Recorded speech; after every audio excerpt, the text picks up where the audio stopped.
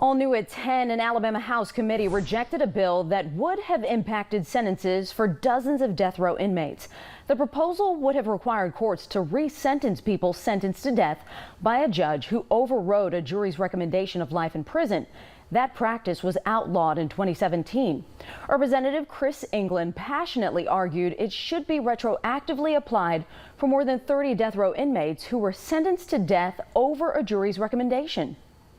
We just created immunity for doctors to protect them, to do it retroactively for IVF.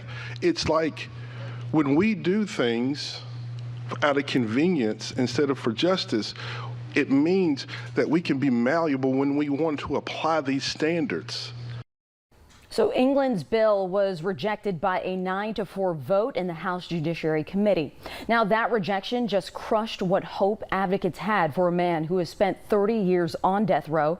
Robin Rocky Myers was convicted of murder in the 1991 stabbing death of a Decatur woman. Advocates say he's innocent, and this bill could have changed everything for him. WAFF 48 Savannah Sapp joins me now in studio. Savannah, you spoke to those behind Myers' fight for clemency. What's their reaction to this bill dying? Right, Margot, I spoke to TJ Riggs with the human rights organization Amnesty International. He's worked closely with defense attorneys on Rocky Myers' case. Riggs says House Bill 27 could have completely altered Myers' fate on death row and many others.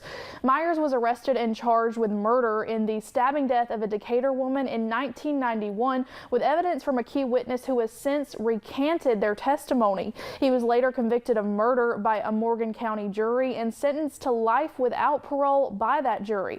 However, a judge used his powers of judicial override to sentence Myers to death. Had House Bill 27 been passed, it would have allowed inmates like Myers to be resentenced if the jury wanted a different fate than the judge. Riggs says Myers could have received a reduced sentence had the bill passed, which would have given him more time to appeal the jury's original decision. And the bill had the potential to change the fate of dozens of other inmates on death row in Alabama.